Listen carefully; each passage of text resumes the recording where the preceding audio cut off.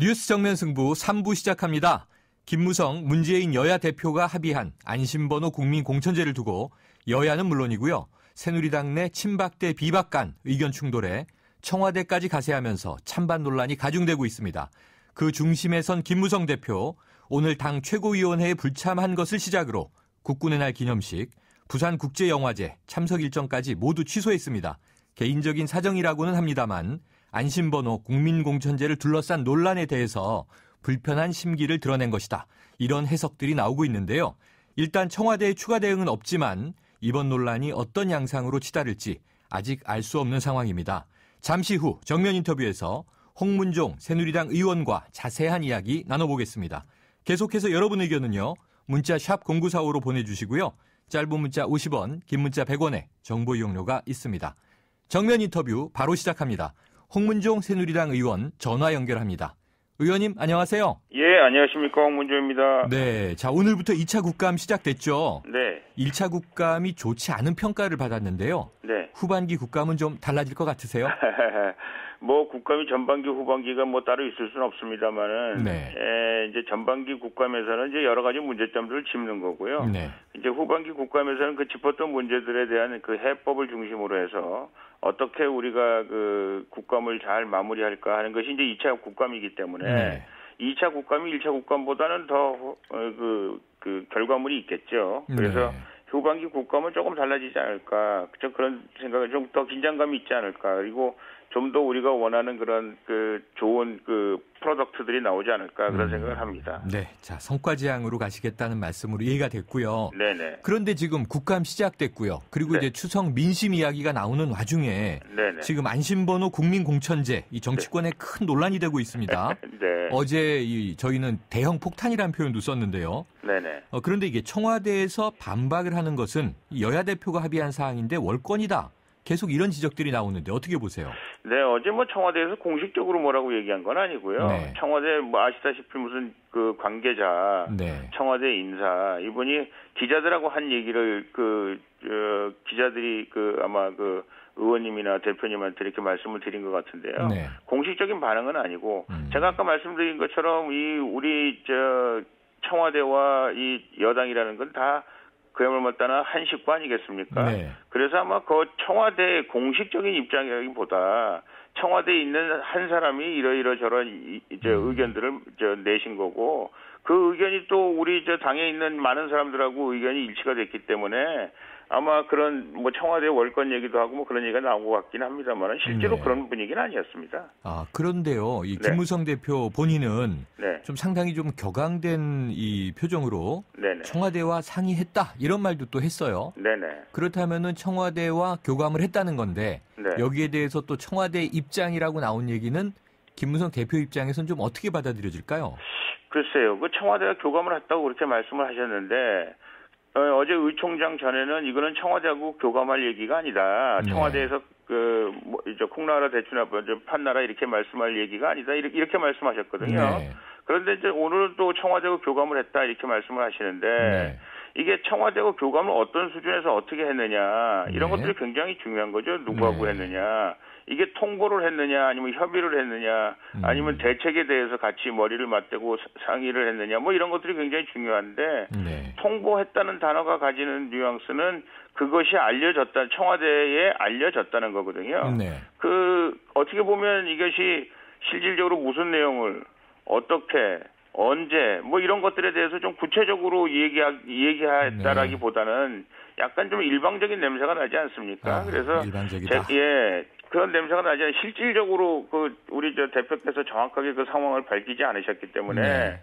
어떤 상황이었는지 저희가 네. 지금 파악은 할 수 없습니다만은 분명한 것은 구체적으로 협의를 하고 또 이 문제에 대해서 어떤 좋은 상호 간의 의견이 교환되고 네. 뭐 이러지는 않은 것이 아닌가 싶어서 네. 그렇다면 그 청와대하고 교감했다는 것 자체가 별로 큰 의미가 없을 수도 있겠다 이런 생각이 듭니다. 네, 홍 의원님 말씀은 어제 오늘 이제 당대표의 이야기가 바뀐 대목도 있고 네. 또 불명료하고 구체적이지 않아서 네. 명확히 진단하기는 어렵다 이렇게 보셨는데요. 네.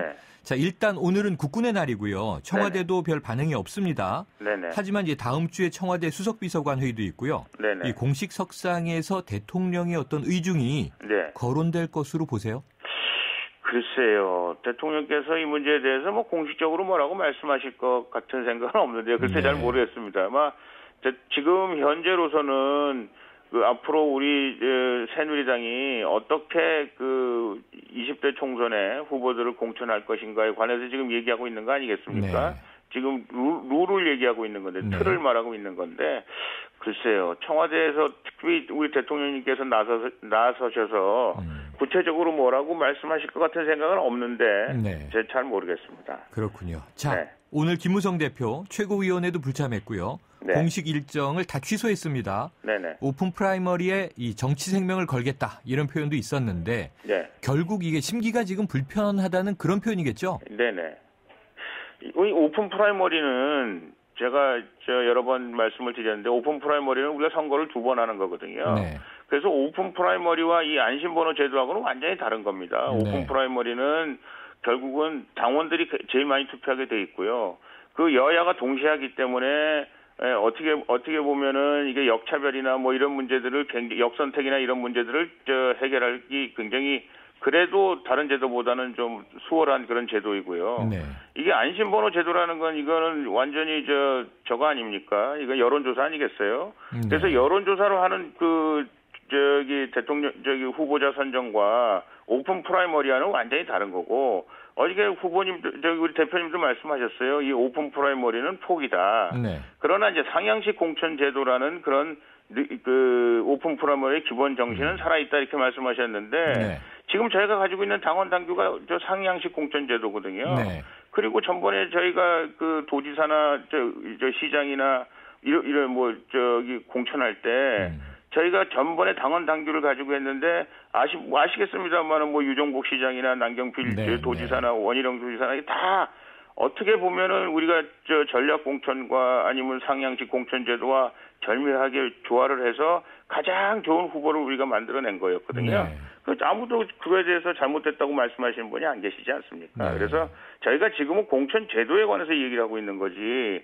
그 무슨 어디서 뭐 청와대에서 무슨 공천권을 지분권을 달랬다 뭐 청와대에서 무슨 공천을 한다 이렇게 말씀하시는 건 약간 좀 시샘말로 오버하는 것 같은 네. 그런 느낌입니다. 그런데 예. 이게 이제 당내에서 지금 벌어져 있는 갈등이다 보니까요. 네네. 지금 호 의원님 말씀 주신 맥락하고 이제 유사하게 서청원 이 최고위원도 이야기하지 않았습니까? 네. 그런데 지금 청와대와 김무성 대표의 기류가 워낙 강하다 보니까 네네. 결국은 이게 당청 갈등에 또 당 내분까지 심화되는 것 아니냐 이런 이제 관측들이 많은데요. 어떻게 네. 보세요, 향후 전망? 예, 뭐 당이라는 것이 뭐 항상 이렇게 순탄하게 갈 때도 있고 또 이렇게 뭐 파도를 만날 때도 있고 그런 거 아니겠습니까? 네. 지금은 이제 공천 제도 문제가 내년 20대 총선이 걸려 있고 이것은 굉장히 당으로서는 명운을 가르는 아주 굉장히 중요한 선거가 될 수 있기 때문에 네. 그런 선거를 앞두고 뭐 여러 가지 많은 분들이 다양한 생각들을 분출해내는 것은 너무나 당연한 것이다. 저는 그렇게 생각하고요. 네.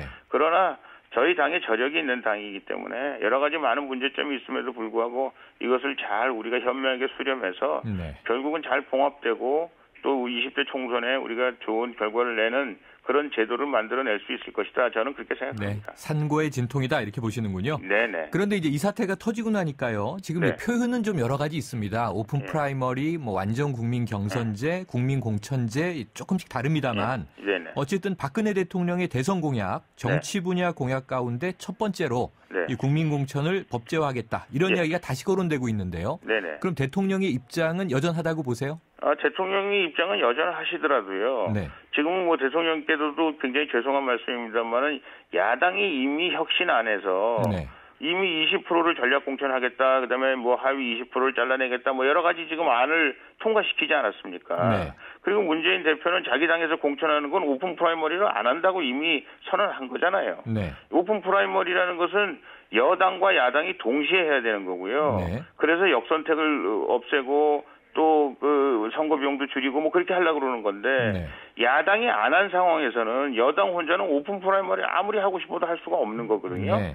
그래서 대통령님께서 공약을 하실 때는 이게 여야가 공히 이 문제를 오픈 프라이머리로 후보를 선출하는 그런 제도를 우리 대한민국에 도입을 해서 네. 여야가 이제 정치에 있어서 한 단계 업그레이드되는 그런 모습을 국민에게 보여줬으면 좋겠다 이렇게 생각하셨던 거죠. 네. 그런데 지금 야당이 지금 오픈 프라이머리를 안 받아들이는 그런 상황에서는 저희가 오픈 프라이머리를 어떻게 할 수가 없는 그런 네. 상황에 다다랐습니다. 알겠습니다. 의원님 오늘 말씀 감사합니다. 예, 고맙습니다. 지금까지 홍문종 새누리당 의원이었습니다.